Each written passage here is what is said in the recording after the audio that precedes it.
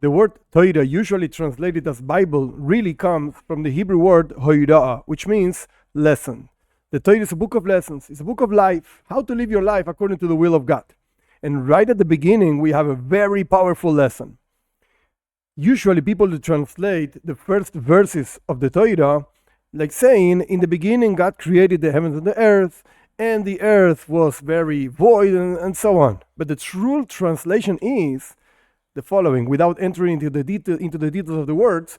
In the beginning of the creation of God, of the heavens and the earth was void, and so on, God said, let there be light, and there was light.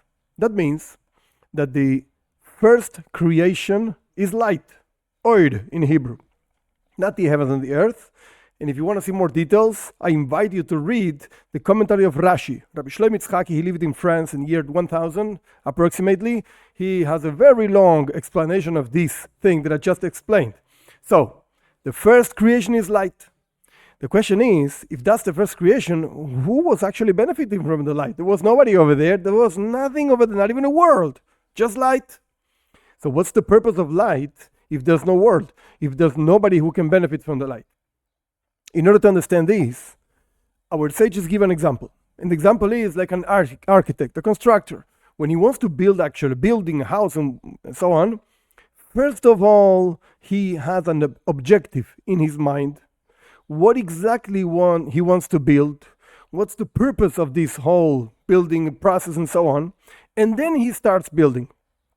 And moreover, sometimes they start building downwards. That means they make a hole in the ground. And you say, wait a second, I want a building of so many stores up in the heavens. And you're building down? What are you doing? You're digging a dig? That doesn't make sense. And the answer is, wait a second. Sometimes you have to dig down in order to go higher. So, the first thing a constructor has to have is the blueprint that is going to use in order to guide the building process. And that's what light actually means. Light is the purpose of creation. God wants us to find this light in every single deed, in every single word, in every single thought we actually do, talk, and think. But sometimes this light is hidden. And sometimes we have to work very, very hard and to dig down into ourselves and to dig down into the world in order to find this light. But the light is there. The godly light is there in every single corner of creation, in every single one of our own cells.